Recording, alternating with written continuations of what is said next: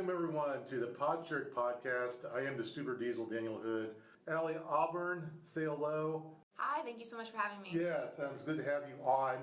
Yes, now you have an album coming up, which we'll talk about later in this podcast. It's something called SLAYIN Dragons. You grew up a New Jersey girl. I know you're here now in Dayton, Ohio, but you grew up in New Jersey. But what I know about New Jersey is I only know from the media. I don't know a lot of people from New Jersey, so you might be the first person I've ever met from there. Now, first thing I think of when I think of New Jersey, one of my favorite movies is Dumb and Dumber with Jim Carrey. And in the beginning of the movie, he meets this girl, and he's like, "That's a lovely accent you have there, New Jersey."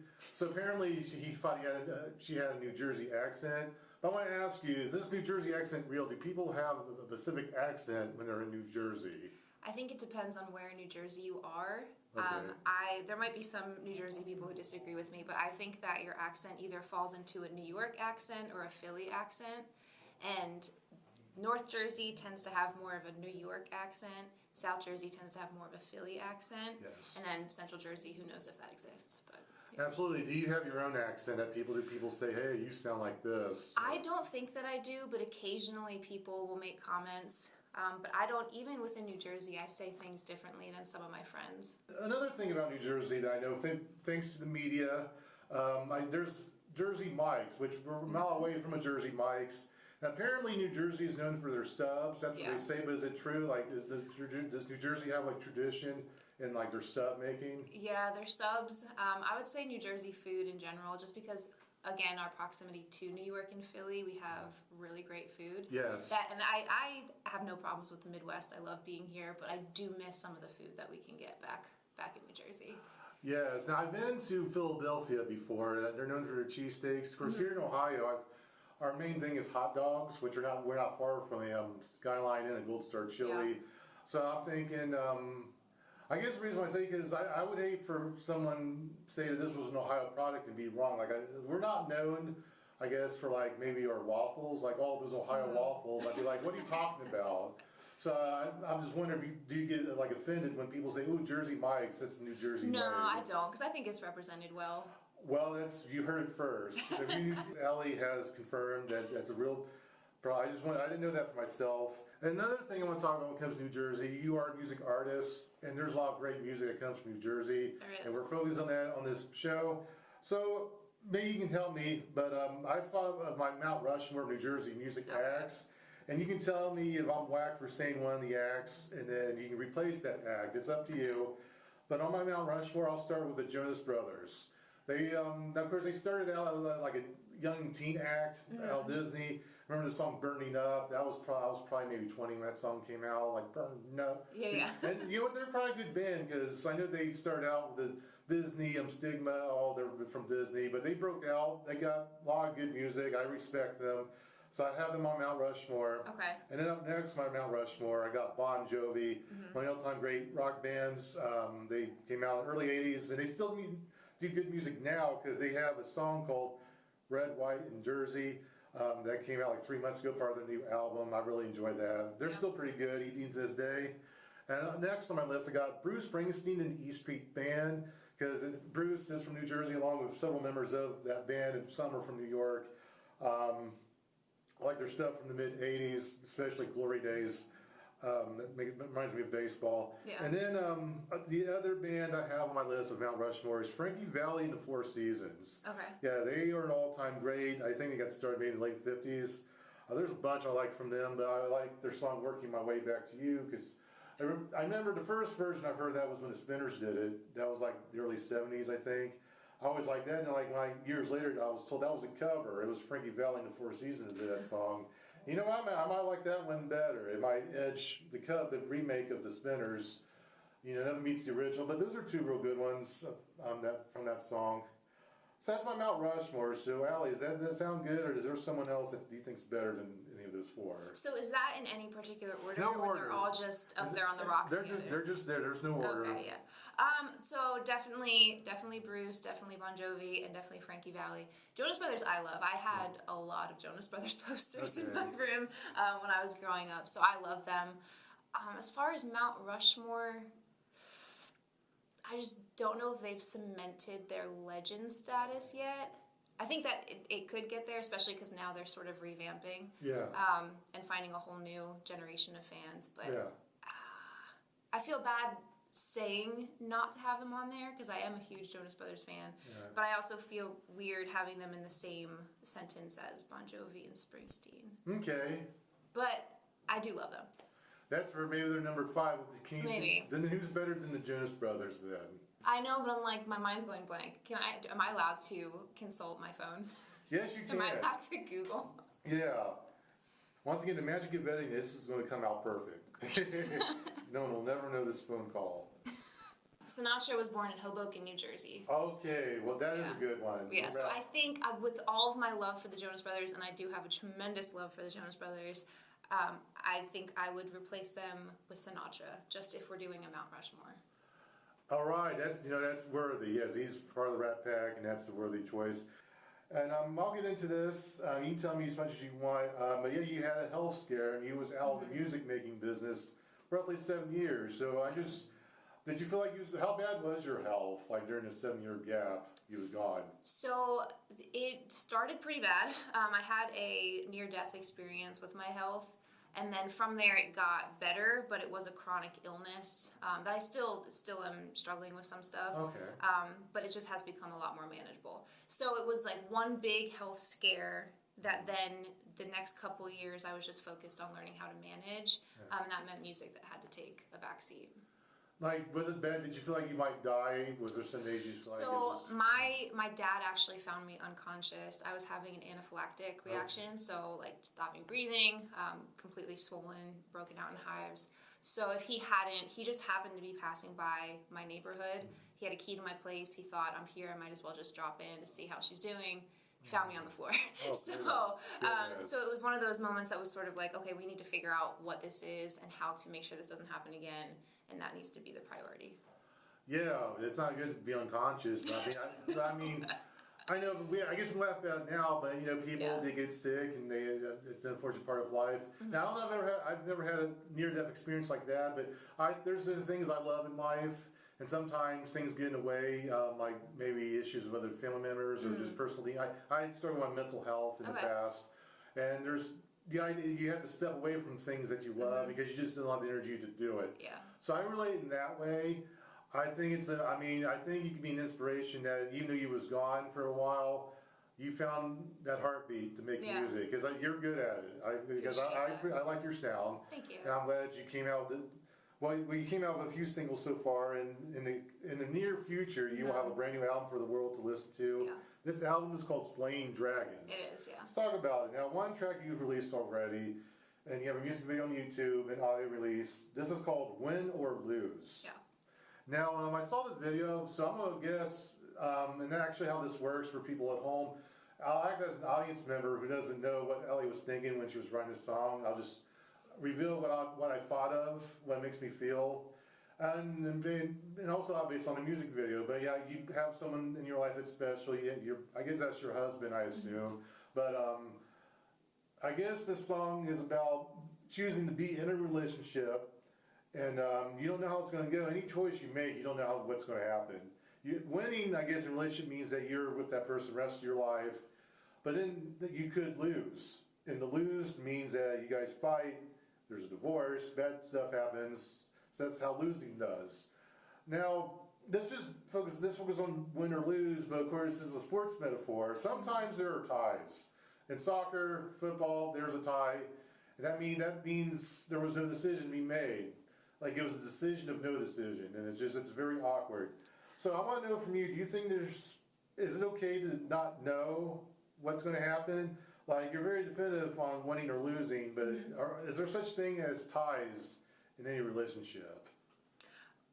So I'm going to answer that question and then sort of segue, but I do think that there are ties in relationships. I think that's what compromising is. Okay. Because essentially in a compromise, no one wins and no one loses. You're both giving up something, you're both gaining something. So I think essentially you should be trying to tie in a marriage or in a relationship instead of thinking of it as winning and losing. But segueing a little bit, I think it's really funny that you brought up the sports metaphor. Yes. And I'm not sure if you know anything about my husband, if there's anything like that online, but The reason that I titled it Win or Lose is because when we met, we were both college soccer coaches. Oh, okay. And I wrote this song for him, and I wanted it to be a play on the fact that we're both soccer coaches and our whole lives at that point were coming down to the wins and losses, but also tie it into a relationship. So I think that's really cool that you brought up the sports metaphor, because not many people know that that's why I titled it Win or Lose. Now, coaches, were you guys the head coach or like an assistant? Yeah. We were head coach for, you said during your college years, what people were you head coaching?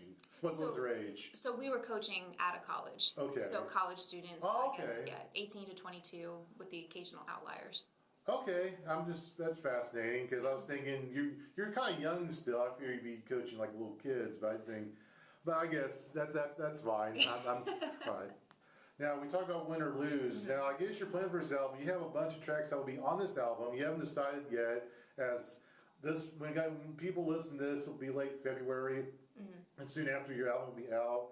But right now, you're going to reveal some more songs that's going to be on this album that I have not heard, so I will take a wild guess of what this could be. Perfect. So talk about the second track that's going to be on this album that you're going to reveal to us right now. So the next one that I'm going to release as a single is called Tired.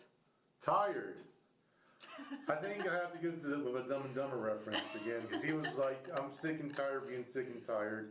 That's what I'm thinking. Well, tired, I think anyone gets tired. I think what you might mean in this song is that maybe this relates to your illness, because you feel sick and tired, and then it happens for so long you actually tired of being sick and tired. So I think this relates to the illness he was dealing with. Do I answer now? Yeah, tell me. Okay. Yes.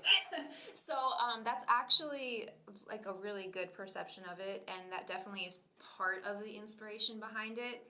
There's a specific type of tired that I sing about that I think a lot of people resonate with, but there are so many ways to be tired. You can be physically tired, you can have a depression that makes you tired, you can have an illness that makes you tired, you can be a parent and just be tired for the rest of your life. But I wrote it about the specific tired you feel when you are in a job or a profession or pursuing a path that you know you're not meant for, and you have this dream that you feel called to do, that you have maybe a creative outlet, and instead of pursuing that, you're just in the 9 to 5 for the money, and there's a specific tired that just weighs on you day after day, because as you mentioned, like, it's so easy to put off things that you want to do when you're not in the right headspace, or when you're just so mentally drained from the practicality of your daily life. So it's that type of tired that inspired the song and that inspired my lyrics of it, but I do think it's a universal feeling that I hope people can apply their own tiredness to. Wow, you know what? I can relate. Although I will say, what I do now to make money, I do like what I do. I'm glad that we're talking about this now. There has been a few jobs in my life. I'm like, get me out of here. Yeah. What am I doing? And then it just makes you more tired, because I have a vision of what I'd like to do with my life. If I'm not doing that, I'm doing this for these people that don't appreciate it. Yeah. I can relate. Allie, that's good stuff. Thank you. All right, let's talk about another track that you're going to announce to the world right now. What's the third track that's going to be featured on SLAYIN Dragons? It is going to be called Maybe It's You. Oh, Maybe It's You. Wow. Okay, I got to take my guess. I'm going to be way wrong, but I'm just going to guess this anyway. I'm thinking like a murder mystery, or like these murder shows. Like 48 Hours, where people accuse one another, like, oh, this guy did this, oh, he has a drug problem, he did that. And then maybe the guy goes, it wasn't me, maybe it's you. Oh, that's so funny. You're blaming me for something I didn't do, but it's been you. So I'm going to guess that maybe there was an issue in your life, that maybe you was accused of something, but you was innocent. Maybe you knew someone else did this, and you want to just yell it out to the world. Maybe it's you, mofo. So, am I right or wrong? Tell me the truth. So not the direction that I was going in with the song, but I do like the creativity in it, and I am getting music video ideas of some kind of murder mystery. Okay. But no, I wrote that song. It's kind of a sassy song. Okay. I wrote it a couple of years ago, so this was before I met my husband. I was in a relationship that on paper should have been perfect, and I just wasn't feeling like it was what I was supposed to be in. And I had everyone in my life, all my friends, all my family say, no, you have to stay in the relationship, you're just too picky, you're trying to find flaws, basically saying, like, the problem is you just need to settle and just take the relationship. And so this song ended up being a real conversation I had with myself with, maybe it is me, maybe I am the problem, maybe it's my trust issues, maybe it's the fact that my parents got divorced and so I don't know how to be in a continued relationship. And then being like, no, I think it might be you. Like, I think at the end of the day, even if I have trust issues, I think it's that this is not the right relationship. So it's a very sassy take on, instead of saying it's not you, it's me, saying it's not me, it's you. Okay, you know what? I've been familiar with that phrase. Like I don't know what movie it was. It seemed like they said it's not me, it's you. But I got to break up with you anyway. Yeah. But okay. I mean, maybe me personally, I don't have any stories on that, but someone out there does. That's relatable. But anyway, so that's a song that we will look forward to. But now let's talk about another track that you have that will be on this album. Now, you don't know what number this will be, but this will be the third reveal of a track that's going to be on SLAYIN Dragons. So let's talk about this, Allie. Okay. What's coming up? One of my favorite ones, it is called Get Found. Get Found. Well, when you said Get Found, I'm thinking of a missing pet, those signs. And that's not a laughing matter. People It is not. Like, No, I'm a huge animal person. Yeah, it sucks because I remember when I was a kid, we lost a pet cat. I'm sorry. So it does suck. Yeah. So I'm thinking, to me, that wasn't what you're talking about. That was the first thing I thought of. I guess Get Found can also mean something like an inner spiritual thing. I'm thinking maybe people say they lost their way, and they're depressed. Something bad happened, which you've had bad stuff, and I've had my bad stuff.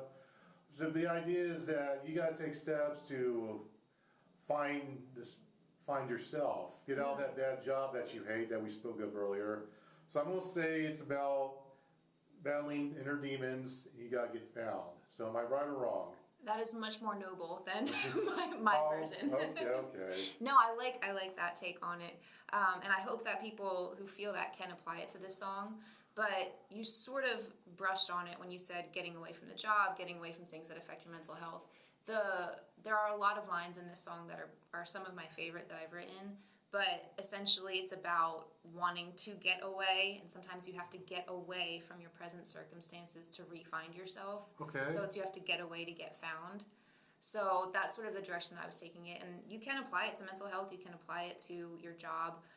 My personal experience is just the draining of everyday life and feeling like you're losing yourself, so let's get away and go find ourselves again. All right. Well, I'll elaborate on that idea. Like you said, you got to get away, but do you think sometimes you got to go back, like after you keep your energy? This is like a temporary getting away. Like it's getting away, getting rejuvenated, remembering who you are, things like that, and then coming back. Now, Bob, I'm on vacation. Yeah, exactly. This is going to be the fourth reveal of a track that's going to be on SLAYIN Dragons. Let's talk about this fourth reveal, Allie. Let's go with a song called Get You Alone. Get You Alone. Wow, that could be a lot of things, actually. It could be a murder mystery. Well, there you go. So I'm going to get you alone so I can get... Yeah, there you go. Get out of here, buddy. I'm going to guess this because for some reason I remember my high school years and even sometimes in college people get into bad arguments and it gets so bad it pretty much gets into like a distraction and sometimes a fight breaks out, someone throws a fist. So I'm thinking there's some of a fight involved and there's a particular person that you care about that's in this fight. You care about that person, you want to get them out of that bad fight, get them alone, like calm down, take a breath. You're going to go to jail if you don't stop this. So that's my guess. You're trying to save someone from a bad situation. You got to get them alone to get them to calm down. Nice. So that's my guess. Okay. I feel bad saying that it's wrong because I feel like the beauty of music is that it's up for interpretation. Yes. But that's not quite the direction of the song or the intention behind writing it. Get You Alone is actually, I don't know if it's quite a love song because it's not about a relationship, but it is about when there is someone that you have an interest in, and maybe you're shy. For me personally, I have social anxiety. I've never been great at the dating, flirting thing in my history. So for me, it was more like there's this person, but you're afraid to approach them, but you're interested in them. So you just want to get them alone. You just want to have time with them alone just to see where the conversation goes, to see if there is anything there. Oh, that's deep. All right. I'm trying to think I have a personal connection with that. Perhaps not, maybe not yet anyway, but that sounds romantic for the most part. You're just going in a romantic direction there. Romantic more so than the fighting. Well, whenever that comes out, the women of the world will like it, and the men. I hope the men too. Yes, everyone will like this. I'll try not to discriminate. Okay, with that, there's one more reveal that you'll have on this episode for us before you release the whole thing in the near future. So tell us about the 5th song you want to reveal on this album right now. So I think I might as well go with the title track, which is Slaying Dragons. Okay.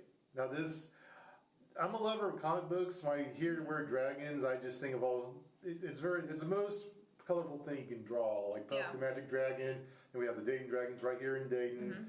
And then in wrestling, there's Ricky the Dragon Steamboat, something of all sorts of dragons.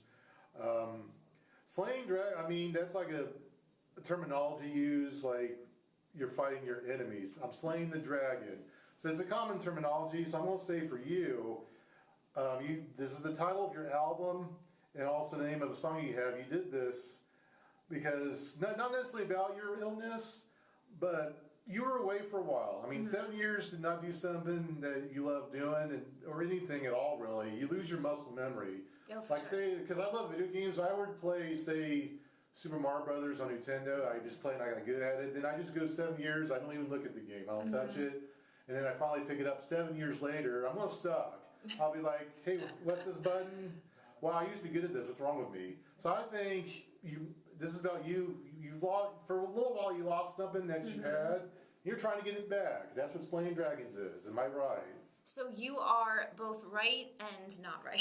Okay. You are right in that's why I'm using that as the title track of the album. Okay. Because just that phrase, Slaying Dragons, encapsulates so much of what I've been feeling and going through the past couple of years, as far as slaying illness, as far as I do have my own mental health. I struggle with depression and anxiety, so slaying those dragons.